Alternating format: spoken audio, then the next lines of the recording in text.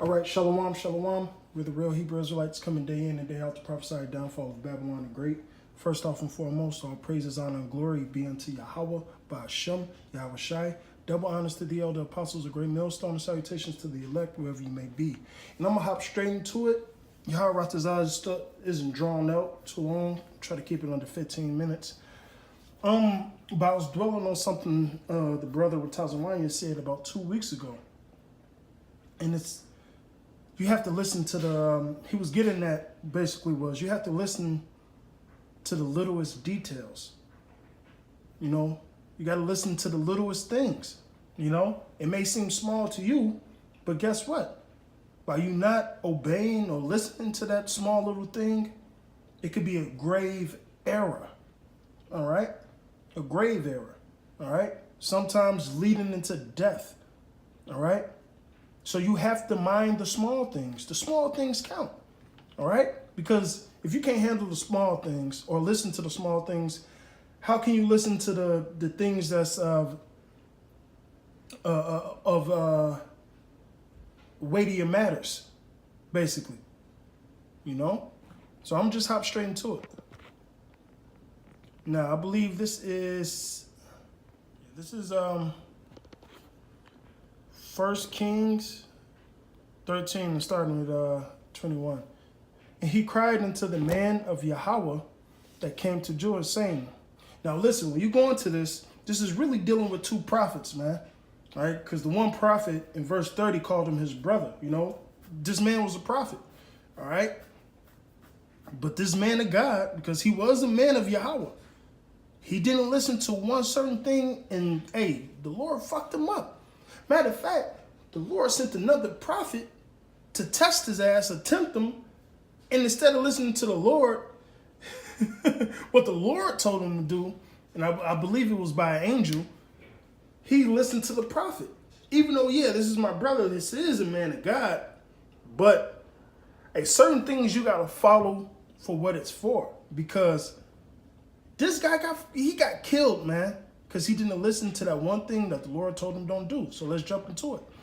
I'm going to start the verse over. And he cried unto the man of Yahweh and said, that came from Judah, saying, thus saith Yahweh, for as much as thou hast disobeyed the mouth of Yahweh, all right?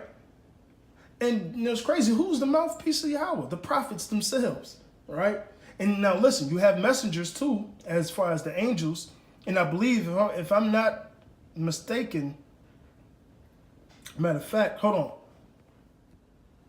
All right, so I'm back at it. I just had to, cross my T's and dot my I's on the story.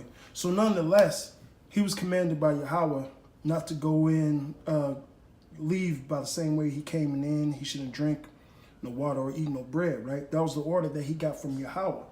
Now, whether it was an angel or another prophet, I don't know. I don't want to,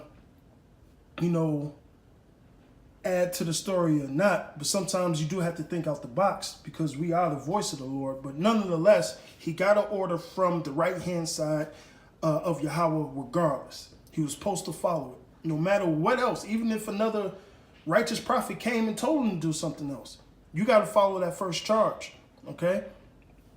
And let me get back to the story. Thus saith Yahweh, for as much as thou hast disobeyed the mouth of Yahweh, has not kept the commandment which Yahweh thy power commanded thee, but camest back and has eaten bread and drunk water in the place of which Yahweh did say to thee, eat no bread, nor drink no water, thy carcass should not come unto the scepters of thy father, which that came to pass. All right, because he got buried in another grave. But nonetheless, and it came to pass that after he had eaten the bread, it was crazy because the Lord really gave him a prophecy. Now, whatever that prophet judgment was, it was judgment. He had to go through it. Hey, John the Baptist had to go through his judgment for wherever it was. All right, because, hey, none of us is innocent. Hey, Yahweh Shai himself had to go through his judgment. So just because you're a prophet, don't mean that you don't get judged either. All right? And I don't mean exempt from the judgment, of the second death, because whoever the elect is, they're exempt from that. But hey, some brothers may have to taste death sometimes. My whole point of this story is if you don't follow the little things that Yahweh Ba'ashim Yahushua has commanded us, hey, you could be grave consequences, man. But nonetheless, like I said, I don't want to extenuate from the actual lesson. It says, thy carcass should not become to the sepulchres of thy father. And it should come to pass, Salaki, and said, and it came to pass after he had eaten bread and after he had drunk, that he saddled for his ass to wit, for the prophet whom he had brought back. When and when he was gone, a lion met him by the way and slew him, and his carcass was cast in the way. Now this is very spiritual because the lion didn't eat him. The lion just killed him. So it was pure judgment, like Sirach speaks about. You know, there'll be spirits created for vengeance of teeth of wild beasts, so on and so forth, right? And his carcass was cast away, and the ass stood by it. And the lion also stood by the carcass, and behold, men passed by and saw the carcass casting away, and the lion standing by the carcass. And they came and told it in the city where the old prophet dwelt. And when the prophet that brought him back from the way heard thereof, he said, is this the man of Yahweh who was disobedient unto the word of Yahweh? All right, therefore, hold on. Now it says, therefore, Yahweh hath delivered him unto the lion, which hath torn him and slain him according to the word of Yahweh, which he spake unto him. And Yahweh said, listen, don't do this, don't do this. Because basically, if you do these things, you ain't going to be buried with your fathers. He didn't listen to that. Now, although he may have been wooed, all right, that this old prophet or whatnot came and told him to do it, but you got to understand this. You got to put yourself in the story. The Lord told this old prophet to do what he did. And Yahweh told the other prophet, the man of God from Judah, to do what he do. All right, to do what he did. Nonetheless, hey, don't do this, don't do that. All right. So when this man met this other prophet, and he's looking at this prophet, well, this is a man of God. Oh, okay, maybe it'll be cool if I do that. No, it wasn't cool. You were supposed to go with the first thought that Yahweh gave you. Don't do it. Don't go this way. Don't eat this. Or what? You're not going to be buried with your fathers.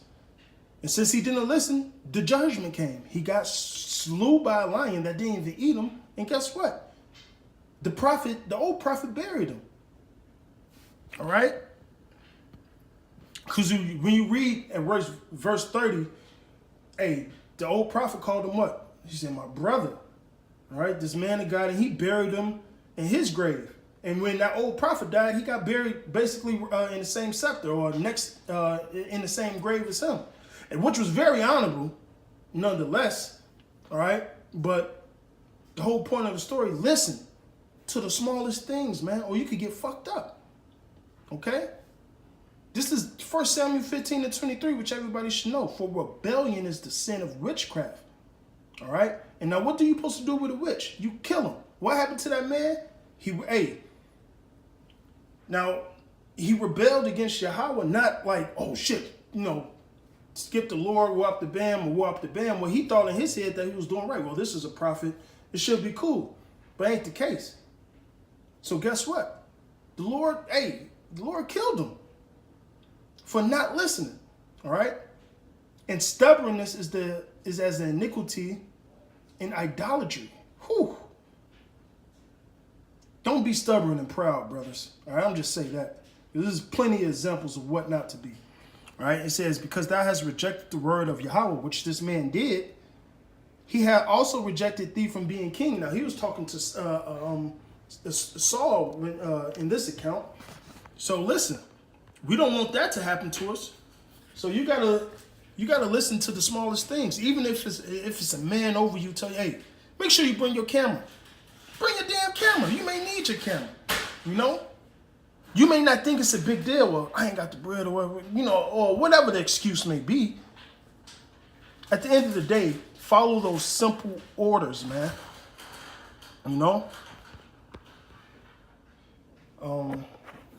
This is Numbers 15:32 and 36. Hey, when it says Yahweh is a man of war, he's a man of war. Take that into account. He'll fuck you up quick, fast, and in a hurry. It won't think nothing of it. You know why? He kill your ass. He'll see you in the spiritual world. Hey, welcome back, nigga. And not to say the Lord would say it like that, but you know, it doesn't matter to the Lord. He kill if he make it for life. You know, it's nothing to him. So this is Numbers 15-32. And while the children of Israel were in the wilderness, they found a man that gathered sticks upon the Sabbath day. And we all know the law. All right. And this why, hey, we got to pray for mercy on this side. Because I work on the Shabbat. Because it doesn't, hey, Esau don't go according to the Lord's calendar or whatnot. We in captivity. But at the end of the day, I still feel like shit about it. You know, you still pray to the Lord. But we need mercy. But this was at a time where this man didn't have to go out. So he chose not to listen to the law, right? So they found a man that gathered sticks upon the Sabbath day. Now, you would think picking up a stick is pointless. I mean, it's nothing to kill a man over. But it wasn't about the small thing that he was doing. It was the fact that he didn't listen to the law. You may think it's small not to, well, you gotta, work on a Shabbat or walk up the band, but that's a day of rest. The Lord gave you a day of rest. So for your ass to go out and actually do some work at a time period where we literally didn't have to go and fucking work for a cracker or some shit like that, you just being rebellious now, man. And the Lord made him a public example. All right? And it says, and they that found him gathering sticks brought him unto Moses and Aaron and into the congregation. And they put him in a ward because it was not declared what should be done to him. So they basically put him in a prison house, a certain room. Hey, well, sit here, stay here. You can't go nowhere until we get a final order and what should be done with you, right? So it says, and Yahweh said unto Moses, this man shall surely be put to death. All the congregation shall stone him with stones without the camp. And all the congregation brought him without the camp and stoned him with stones, and he died as Yahweh commanded Moses. A lot of people would think that's harsh. Say the Lord had this man killed for picking up stones. Well, guess what? It wasn't about picking up stones. It was about picking up stones or sticks, whatever it was. It was about picking up the sticks on a Shabbat. And he got his ass dealt with. Rebellion, man. And when you think, well, I ain't gonna live, man, that's the spirit of rebellion. When you don't want to listen to an elder over you, or it could be a younger brother that tell you something spiritual. It's the Lord saying it. You got to take that into account and listen. Okay? All right, and this is the last scripture. This is 2 Samuel 6:6. And it came to Nakar's threshing, Uzzah put his hand to the ark of Yahweh and took hold of it, for the oxen shook it. So this man, see, the elders say put yourself in the story. So you got to understand why Uzzah did this. In his head, damn, the ox shaking, I don't want the ark of the Lord to fall on the ground. So he said, fuck it. Although according to the law, only a Levite could touch that. He said, fuck it, let me help out. He was so zealous to help out that he forgot the law, what the Lord said. So guess what? Hey, and David was fucked up over it. David was fucked up over this whole situation. It says, he put forth his hand on the ark of Yahweh and took hold of it, for the oxen shook it. And the anger of Yahweh was kindled against Uzzah. A lot of people would think that's a small thing. This man trying to help out, the ark's about to fall. But you ain't no Levite. You have no business in this matter. You shouldn't be touching it. The Lord killed him right then and there for it, right? It says, and Yahweh smote him there for his error. And there he died by the ark of Yahweh. So the Lord killed him right there on the spot. Now, however he did it, it was probably raw as hell. But you got to best believe that scared a lot of people. That should show you that, man, Yahweh himself ain't fucking around. So Yahweh Shai ain't fucking around because he's coming to bid what? His father's business, right? So Yahweh, why Yahweh Shai ain't no man to be playing with. And brothers got to think about that, man. I think about that constantly, man. I pray to the Lord that I ain't no nigga.